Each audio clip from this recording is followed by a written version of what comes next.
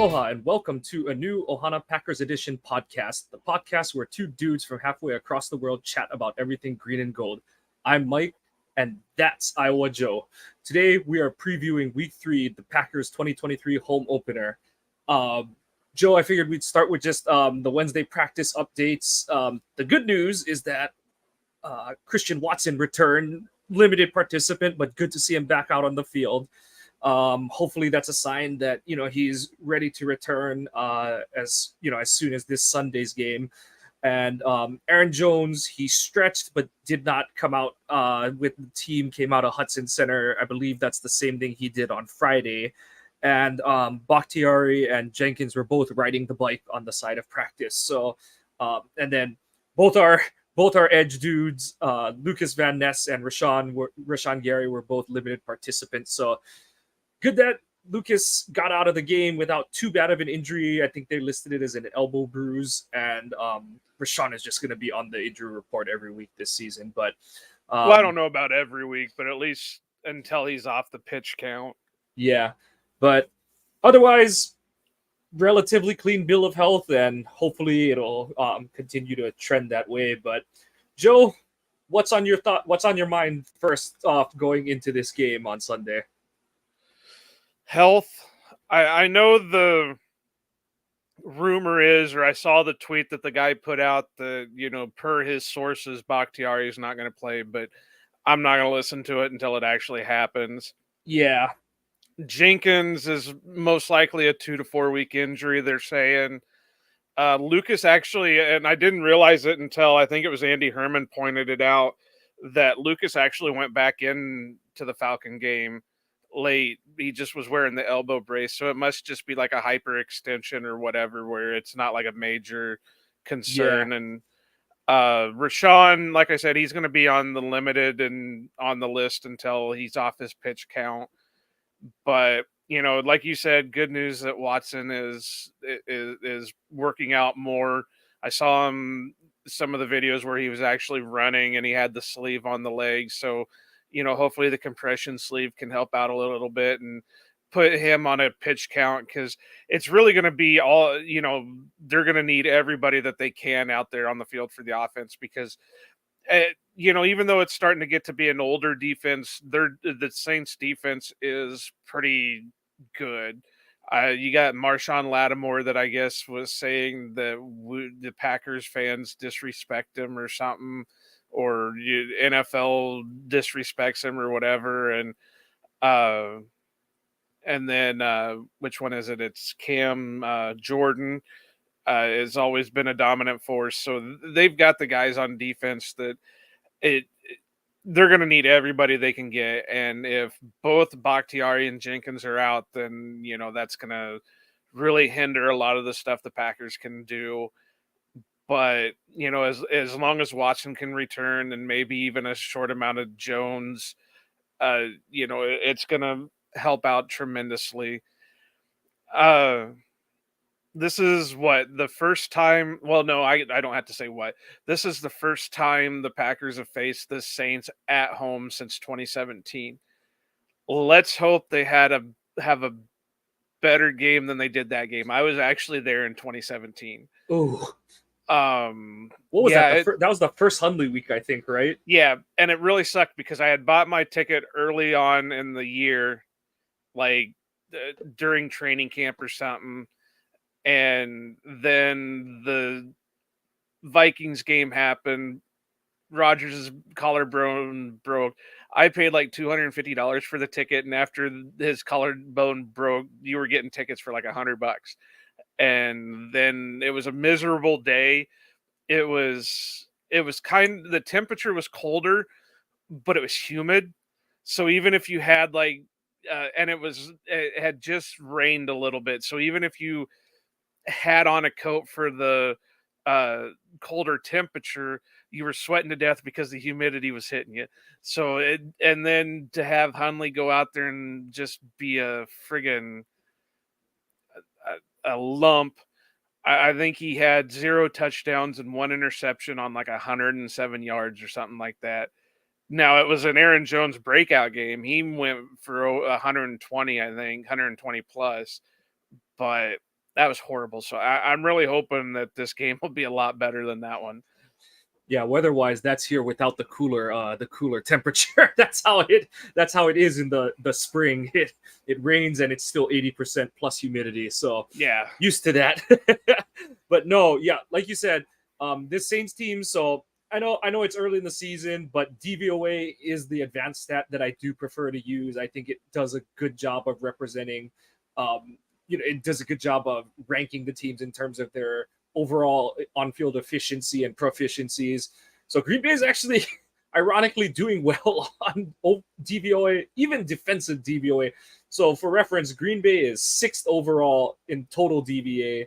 They are sixth on offense and 11th on defense, which after you watch last week's game, it's like, yeah, I know it's some early season noise and stuff, but it's still impressive to see them ranked that high.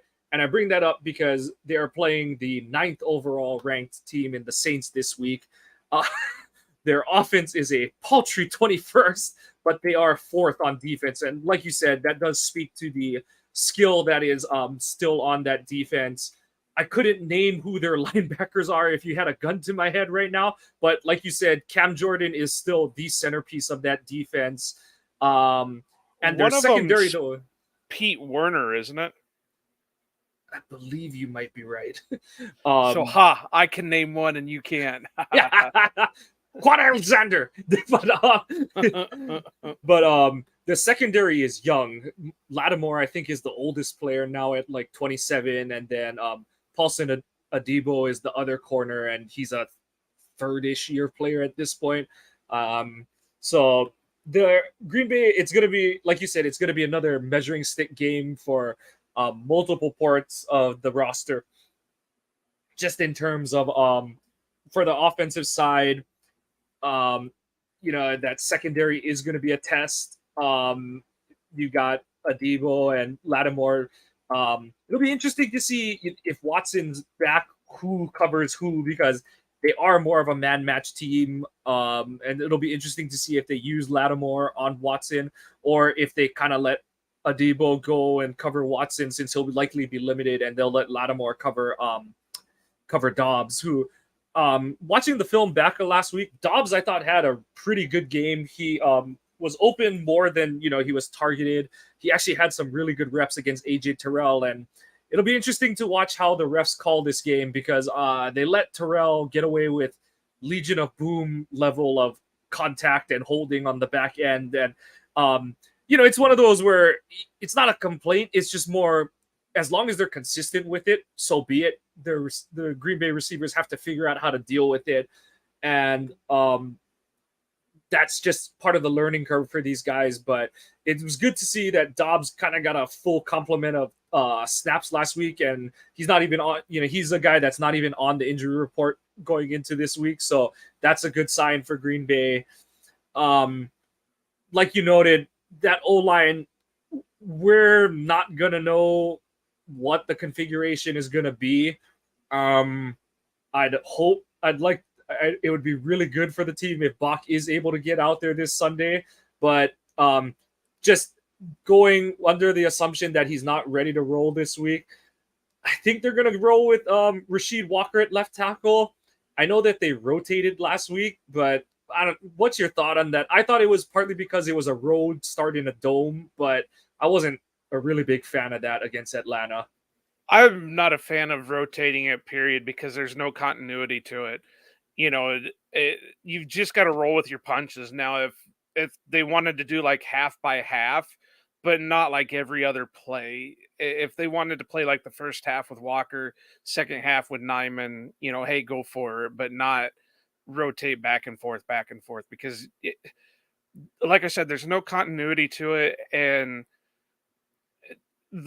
you're gonna, in my opinion, and I'm an untrained person. I'm just a guy watching, and but common sense tells me that your quarterback's not going to be able to get into rhythm, because he's going to get used to one guy, then he's got to jump to the next guy, and then back and forth. Where, okay, well, I know I'm protected over here, so I can do this. But now on this play, it's a little bit less likely that not saying that they're horrible tackles. Let's face it, Nyman's really stepped up as an undrafted free agent. Rasheed Walker, for being a 7th-round pick in his second year, has looked solid for what he's done. But he's still a young guy. He's still making some mistakes. It doesn't help when you put the revolving door of Royce Newman beside him. So it just I don't see the reasoning behind rotating your tackle like that. Now, if they really wanted to, in my mind, my configuration, I would probably slot, if you're going to use Walker, slot John Runyon beside him, then put Myers as your center, and then put the revolving door at right guard and Zach Tom at tackle. That way, you have a little bit of balance there. You have uncertainty, certainty, whatever the fuck Myers is anymore, uncertainty, certainty. So, I mean, it's not like, okay, well, your whole left side is gone because we don't know what's happening, or your whole right side is gone because we don't know what's going to happen. So, I would, to balance things out, I would put good by bad, if that makes sense. Yeah, and I'm of the other mindset, and this is just being in some coaching rooms and stuff, and it sounds counterintuitive because I know a lot of people would go with what you said, where you try to spread the wealth in a sense. But what I've heard is that they O linemen and quarterbacks actually prefer if you just put the unknowns on the same side, because then from like a play call and a protection standpoint, you can slide your protections to help kind of thing. You can send your back that way and stuff. So it's easier to send help when you're kind of not conceding, but you're understanding that one side, and it's a little spooky because it's your quarterback's blind side. But well, that's what I'm thinking. It would be a lot different if we're saying, oh well, Zach Tom's not very good and John Runyon's not very good, so we're going to slot those guys over there, because then Jordan can see it for sure coming. But we're talking the blind side, and I wouldn't mess with the blind side for nothing, because that's when you get knocked out. Yeah. And I seen some people, some people were asking if you would move Tom this week, and I said I wouldn't, but if they do, that's telling me something about what box injury outlook is moving forward, because I would think that, like you said, in the name of the game on O-line is continuity. So you do want to keep Tom and Runyon, next to each other, kind of keep those guys operating together, because they have done good things together. And then, whatever you do on the left side, I got into it with Perone a little bit, and we're kind of going back and forth. And, he said that he would start Newman because Newman is the devil, and Ryan is still a complete unknown in terms of play. But it's kind of like what we were talking about with, and we'll get into it with when we talk about the defensive side, but it's like we were talking about on the review show with Anthony Johnson Jr., where at some point you just got to see what you got, and we know exactly what Newman is. And to me, it's one of those, you put Ryan in and you see if the dude can sink or swim, and you don't got to wait that long to find out. I believe Sheldon Rankins is still one of the Saints defensive tackles.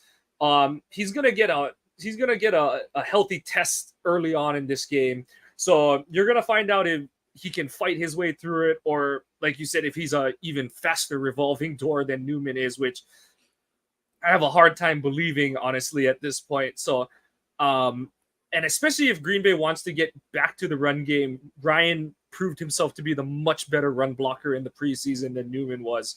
But that's one of those, we can project, prospect, whatever, put the tea leaves down, but we're not going to know until they roll out with the Sunday, the pregame warm up. So that'll be one of those, we'll see when we get there kind of things. But it is something that does need to be earmarked for the game, because like we said, they're going to move Cam Jordan up and down that defensive front. And the big thing that Dennis Allen likes to do is he likes to simulate pre-snap that double A gap shot, that double A gap look that you used to see like Jim Johnson's defenses, the Urlacher and Briggs Bears defense used to do it a lot, especially because Jenkins is likely out, and then you're probably getting Walker starting at left tackle. So it's a lot of pre-snap communication, and New Orleans is going to want to see what Green Bay does on third down. So it's really important to get good yardage on first and second down this week to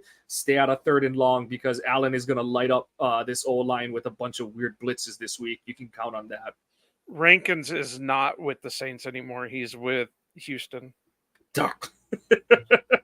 But I mean, that doesn't mean they have any less of a challenge there, because they've still got Isaiah Foskey, Carl Granderson, Cam Jordan.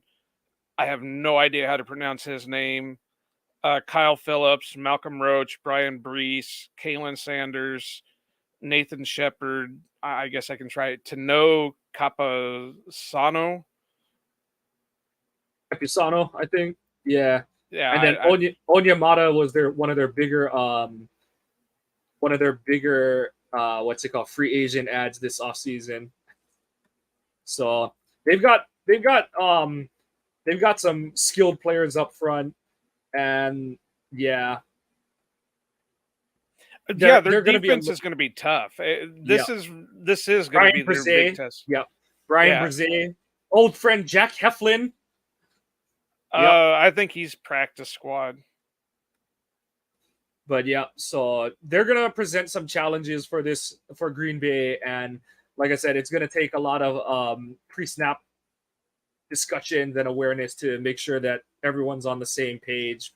Just because you don't want to see plays like that one on the third down in the second drive where Walker is sliding out too far and just lets someone come right up the B gap and just has a beeline on Love. So those are the kind of mental errors that they got to iron out this week, because guarantee that Dennis Allen saw that on tape this week. So got to shore that up.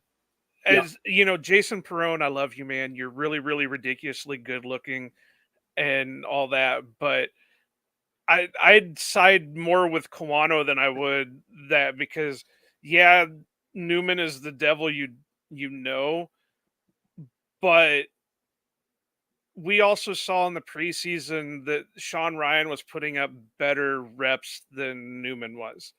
So if this is just going to be a test year anyway, and you're just going to run with what you got, you might as well throw him out there and, for a game or two. This isn't, you would have rather thrown him out there for the Bears or something, but you got to do it. And, like we're going to talk about here in a few, Anthony Johnson Jr. needs to be out there. I'm tired of the Rudy. Rudy, solid special teamer, thumper, probably is better suited for that hybrid linebacker safety role than actual safety. But, you might as well throw what you got out there. If Bakhtiari can't go, Jenkins isn't going to be out there. You've got to throw what you can out there, and you can't let Jordan get killed. And Newman is going to get Jordan killed. I still have no idea why he is on the roster. He's got to have like naked pictures of Gutekunst or something that. And I don't know. And I love Brian Gutekunst. He's been a great GM since he's been here. Some people are going to say, "Oh, well, he didn't do this right and he didn't do that right." But I think he handled everything as well as he could. But for some reason, it's that old Ted Thompson way where they just hang on to the guys that they shouldn't be hanging on to. And Newman is that guy. Yeah. So, like we said, we can only hope that they'll go with the youth movement. And like you said, bridging it over onto the defense, it'll be a big test for our secondary this week, because New Orleans is going to roll in. Granted, Derek Carr is the quarterback, but he's still going to hit open guys. And Chris Olave and Michael Thomas are two guys that can get open. Thomas has looked a lot better so far this season than I thought he would after coming off of his basically 2 years of weird ankle injury and just not playing football basically for, over 700 days. and Olave has translated every bit as well as you could have imagined coming out of Ohio State into the NFL. And um, I'll be curious to see if they do match up this week. I kind of want them to, because you don't want Razul, whether it's in zone or in match zone, on Olave. That's just not the kind of player that he's good against. I know that you can't go man every play, or like you can't match every play, because they're going to move him around, put him in the slot and stuff like that. But for as much as possible, I think it'll behoove Barry to keep the cross matches as in Green Bay's favor as they like. And moving back to safety, like you said, I think we both agree that it's time for the Ford experiment to end, and just roll with what you got at with Anthony Johnson Jr., because he's at the point where mental reps aren't going to do him any good. You just got to start putting stuff on. He's just got to be out there and just learn on the job. And I could understand, like we've said before, I could understand when he was on the injury report. If he's dealing with a little ticky tacky injury, don't force him to go out there. But now he's off the report. Now, he's theoretically fully healthy. There should be no reason. And he can play special teams too. He's raw. He's got talent. And is it better? I know it's that whole, like Perone said with Newman, the devil but the devil is getting the hell beat out of him. You might as well go with the one that you don't know, because you don't know how he's going to react to it. He could be No, you're right. And the thing with Ford is, it's like last year we were at least getting really good tackling from him, and you haven't so far. I know it's only 2 games and stuff, but he's gotten juked and run over and road killed a couple times. And like you said, he probably is better off in that like Raven Green mold, that Raven Green role that they had under Pettin and stuff. But playing deep safety, it's not something that fits him. So yeah, just get Johnson out there, let him play the high pivot safety, and that'll let you get Savage kind of more into that pseudo nickel role where he has been better playing as well. So I think it just puts the whole secondary in better positions to produce. And like I said, they're going to need it this week, because New Orleans always has a lot of firepower in their special their specialty positions. But what does help Green Bay is Alvin Kamara is still serving his PED suspension. I believe this is the last week, but whatever week it is, it doesn't matter. He's not playing against Green Bay. And unfortunately, old friend Jamal Williams pulled his hamstring in the Monday night game, and all reports are that he's not going to make it back for this week. And even if he is, he's going to be in a diminished role. So that does help. But obviously, the big thing for Green Bay is that they're going to have to man up and put Carr in third and long situation, because that's where he's always faltered as a quarterback. But you have to get him there, and you got to do the dirty work to get to third and long. And they didn't do it last week in Atlanta. So it's a new week, and time to do better. There's no real other way to put it. You just got to do better this week. There's no doubt. And especially at home. I mean, you can't go out and lay an egg at home. Well, I mean, you can, but you don't want to go out and lay an egg at home. You want to go out and for your home opener, and you want to give the fans a show. I'm really looking forward to this game just to see how everybody handles the home game. Not only the players, but the fans, because it's a new era. This is the first game in Green Bay that Jordan Love's led the team. So it's going to be interesting to see the kind of reaction he gets coming out. I mean, it should be positive. I don't think anybody's going to give him, theoretically they're going to give him shit, but you never know. People are fickle. Just in relation to when Rodgers took over, you think of what the situation in training camp was like, and Rodgers was getting booed in training camp and at family night, whereas Love has been, not universally, but it's been a lot different tenor for Love as opposed to what Rodgers dealt with. So you, like you said, you can never tell, but you'd like to think that it'll be a much more even. And look, I bring that up because by the time week one game, everyone was cheering for Rodgers, and you figure just on where they were at the same check marks they've hit that Love is going to get that home cooking and that favorable home crowd reception. So, but yeah, it'll be kind of interesting to see. Is he under control or does he come out a little bit too wound up, too hyped and stuff? So, never know when it's that first home cooking, the first home game that you're like the starter for. So, like you said, lot to watch out for on that side of it too. Definitely. And I am looking forward to see how Jair rebounds after the Falcons game, because I mean, he was doing well and then all of a sudden it just went away. So what was the reason why it went away? So it's going to be, like you said, a real test with Olave and Thomas, but it's I think you could easily put Razul on Thomas. I think Razul's got that to him that Yeah, he could handle Thomas. But, this is where I wish we had Eric Stokes back, because Eric Stokes had the speed that he could keep up with almost everybody. Jair's got the speed that he can almost keep up with everybody. And I want to put this out there. I've seen people post this, and I heard a couple other people talk about it. Jair would have had a pick six easily. That drop he had, I know they're saying, oh, well, there was a guy there and all that. Jair, with the momentum he had and the type of speed he has, he easily could have had a pick six.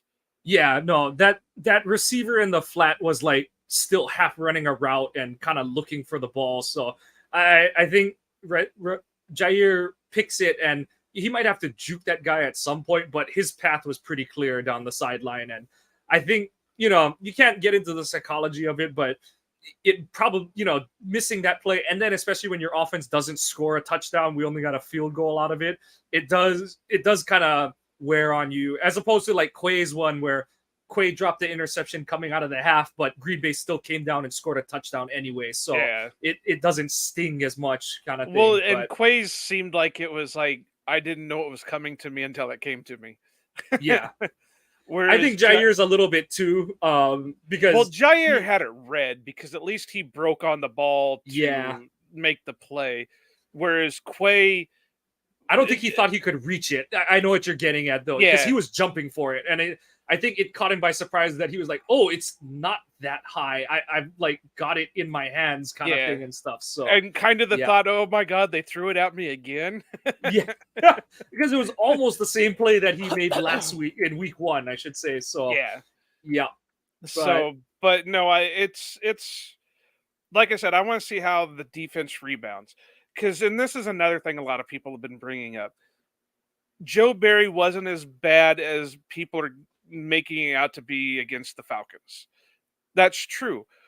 But in my eyes, and again, I'm not an expert. I'm not going to break down games or anything. But with what I was seeing, it looked like, yeah, he had a solid game plan, and it was working for the first few quarters. But then it looked like he was struggling to adjust when Atlanta just started throwing shit at the wall and hoping something stuck. no, absolutely, Joe Barry, and this is one of those things with especially older defensive coordinators. They have their identity and they do not like to bend away, especially when in Barry's case, his defense hypothetically is built to play with a lead, and it's playing smaller sub package units, getting more athleticism so you can rush the passer. But he was too slow to adjust in my eye.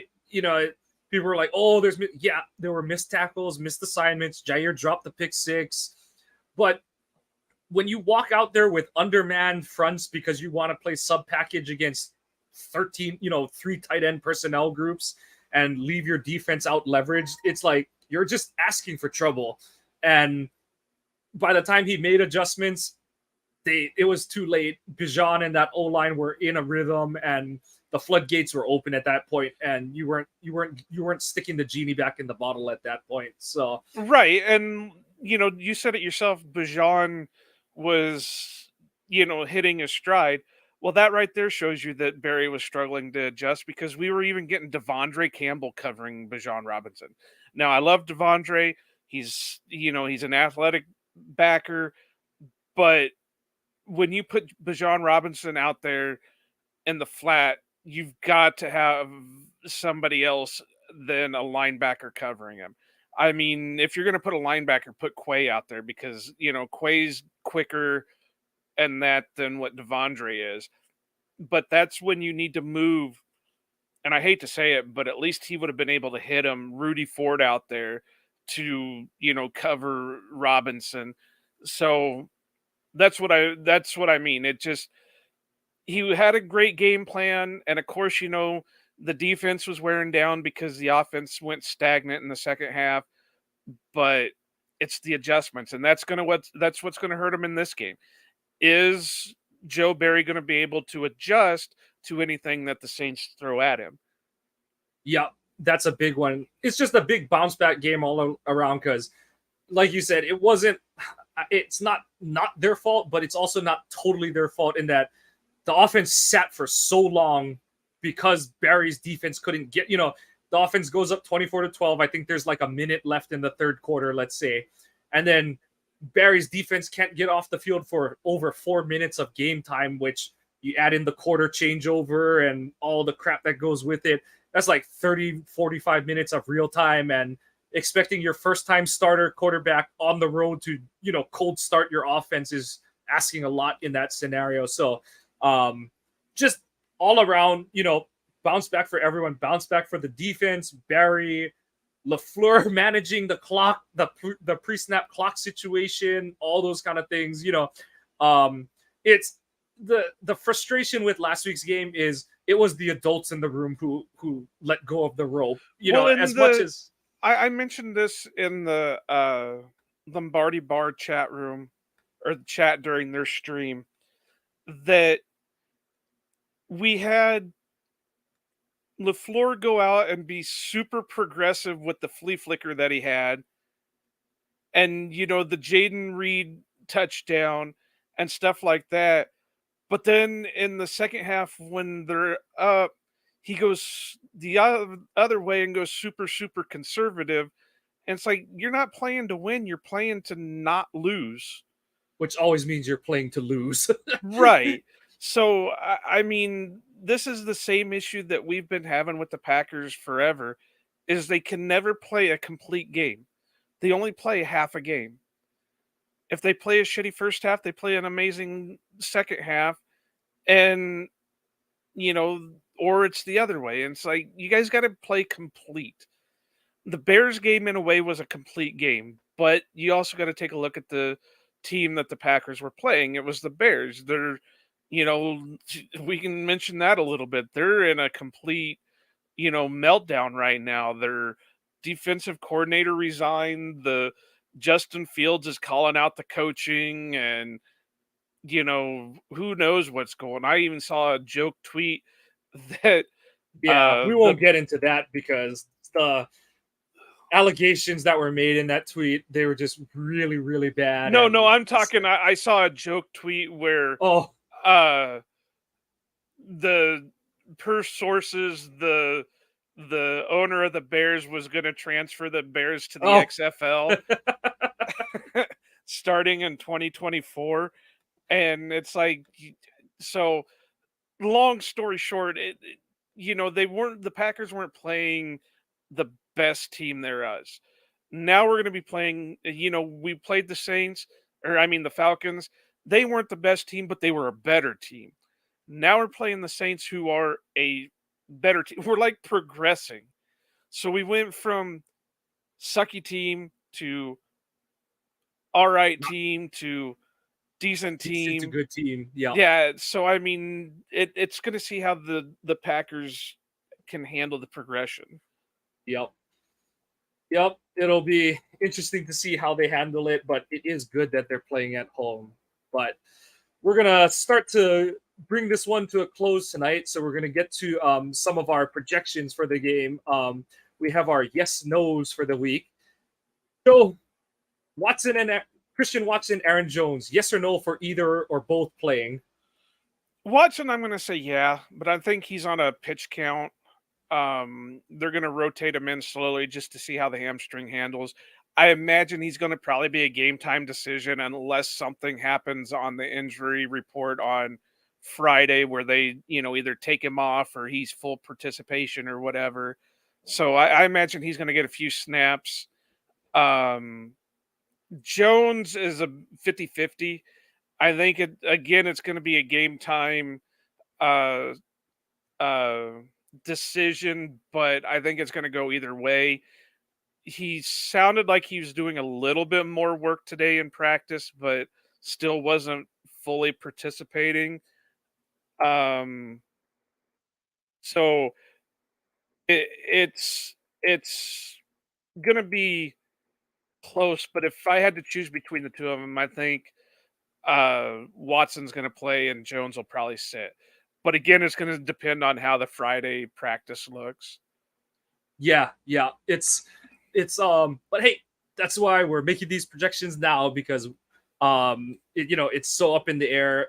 But I'm with you. I think Watson is going to play, and I think that Jones is out another week.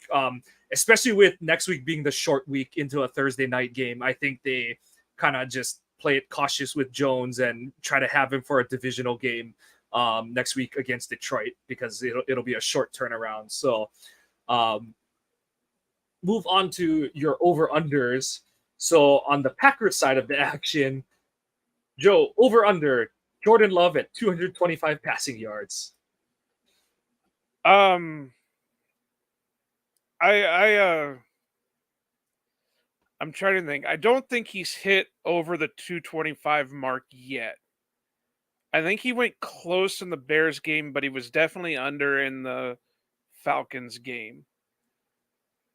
But I think if Watson is there, they're going to hit at least one deep bomb. And I think it'll put him over the 225. So I'm going to take the over.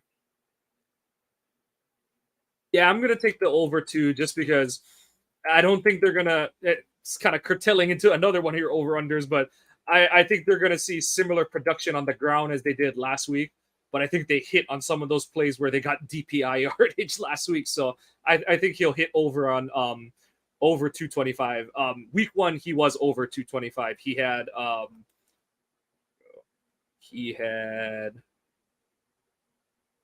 245. So yeah, he has been over that. So I'm going to take over the over unders because these are mine, Kawano. Um, I'm not a but betting man. Go for it. well, I'm not a betting man either, but when Nick and I were doing it, I got pretty damn close with my over unders. So I'm kind of rusty since this is still the start of the season, but I I I, I think I'm gonna do pretty good with it.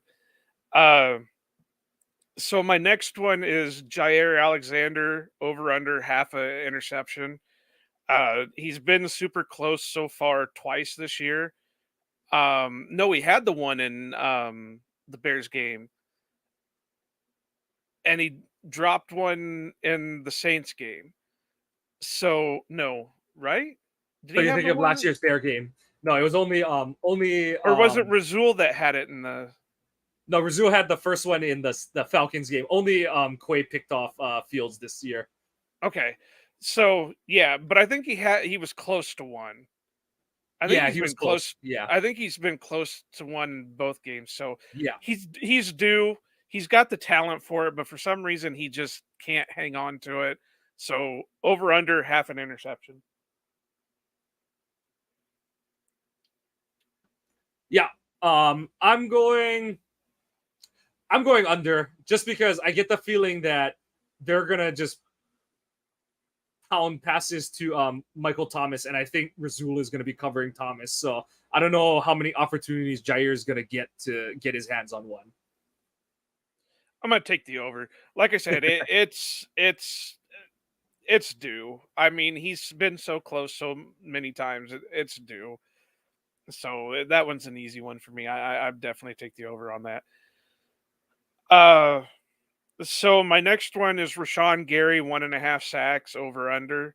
Um, he's going to be start ramping up because he's getting the game time, in hand. I think he definitely played more snaps against the Falcons than he did the Bears. So I see, unless there's a setback, see him taking even more snaps against the Saints. So what do you think? 1.5 sacks for Rashawn Gary? I say under just because I think they're gonna have him on Ramzak, the right tackle. He's still a really good pass blocker. And I think they're gonna, because I don't remember him flipping sides too much this past game, but if he does get more reps against Penning, screw it. I'm going with the over. I'm going with the over. I just think the edge. Well, Ignagberry had kind of a rough game against the Falcons, but it just feels like the pass rush is really hitting their stride. I think my boy Lucas is really starting to get comfortable. Rashawn, like I said, his snaps are going up. Preston is doing Preston things. Even Justin Hollins is in there getting pressures. I think I'm going to go the over too. It might be optimistic of me to go over, but I'm going to do it just because I think there's going to be enough opportunity there and this isn't saying the Saints have a bad O line. I just think right now what the Packers are offering with pass rush is just it's going to be impossible not to get multiple sacks this game. So I'm going to go ahead and do this one. I'm trying to think. I think of if I want to keep it in or not, but I think I'm going to just go ahead and do it. This one's disappointing to me, and especially if we're considering Aaron Jones isn't going to be playing, and that leaves this guy as the featured back again. I was really thinking about making a joke one for him to say over under 2.5 trips over himself. AJ Dillon, 45.5 rushing yards. I'm going under. I just think they're going to have issues blocking up front, especially if Bach and Jenkins are both out this week. I'm going to go under just because I don't think, period, AJ Dillon is going to hit over 45.5 yards. I think they could have the friggin' Hall of Fame O line of the Lombardi era, and AJ Dillon is still not going to get 40.5 yards. So I'm going to go under on it. And I know I keep saying this, but it's not that I don't like AJ Dillon. I was excited for him when they drafted him.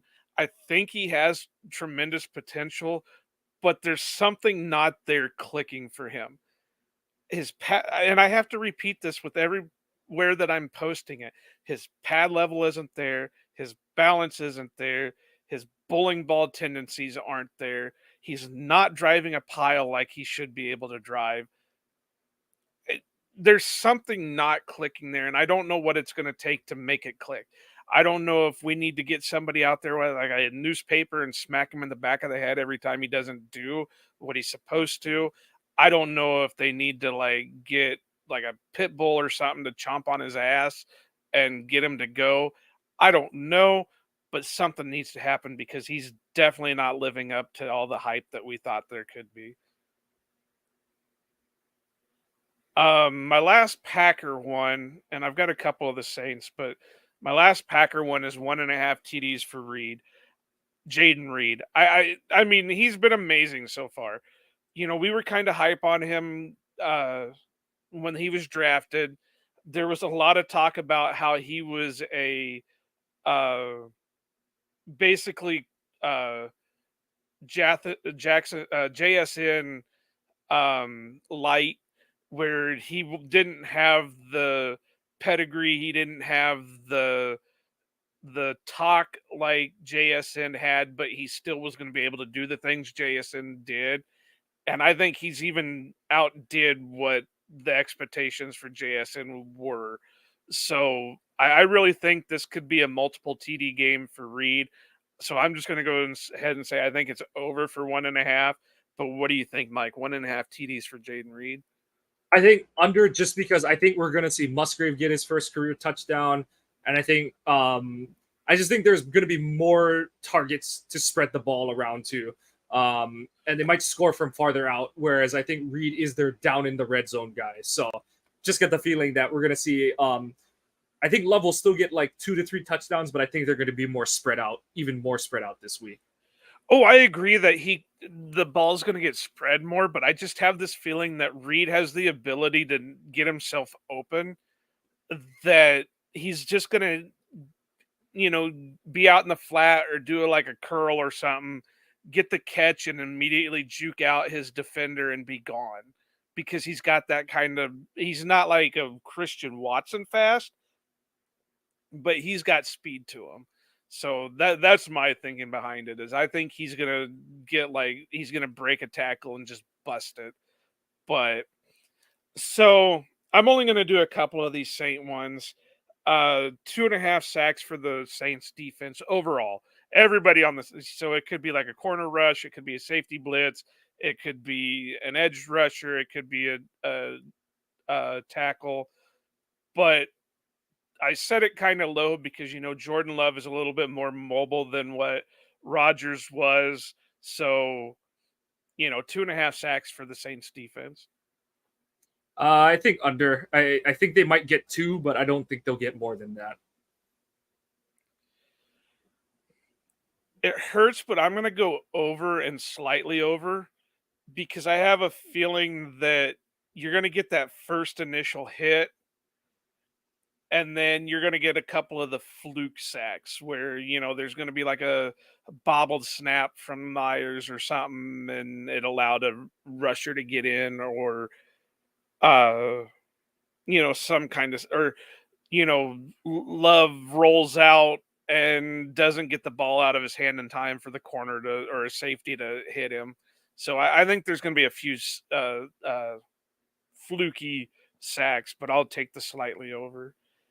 And the last one I'm going to do, and this one is kind of a jokey one, but it's also a serious one, because like we mentioned earlier, Kamara's out, Jamal's out. I know who's the one that's just coming back, Kondre Miller. Yeah. So they're not going to be completely bare at the running back position, but they're definitely going to need all the help they can get at the running back position. And this guy's still on their team as a gadget player. I know he's on the injury report with I think a knee injury, so he might not get a ton, but over under 45.5 rushing yards for Taysom Hill. I think under. I think he's mostly going to be a red zone guy, and I don't think he's going to have the ability to get. He might run laterally 45.5 yards, but I don't think he'll record that many in the stat book. I don't know, man. I really don't, because I don't feel comfortable taking the over, so I'm probably not going to take the over. And I set it a little high just because it was a more of a jokey over under. But I have this feeling that they're going to do something weird because they're down running backs. And whether that's Jameis come out and run like a wildcat for a couple plays, or Taysom comes out and is running like flea flicker style plays, they're going to get really innovative with their offense because of their lack of running backs. So I'm going to go under, but it wouldn't surprise me at all with the way things are going if he went like for 150 yards or some shit like that. So that's going to wrap up our preview for week 3. As usual, mahalo for joining us on this week's Ohana Packers Edition podcast. You can find us on Twitter at Kawano Mike and Joe at Iowa_Joe86. Find the show at Ohana_Packers. New episodes are dropping now every Tuesday and Thursday, except when the team plays on oddball nights, and we'll adjust the preview accordingly. Please make sure to subscribe to the podcast. Give us a like if you're enjoying what you're hearing. Also, please do leave us a review. Hoping for a good opener for the Packers this season. It's week 3, baby. Go Pack, go, and aloha.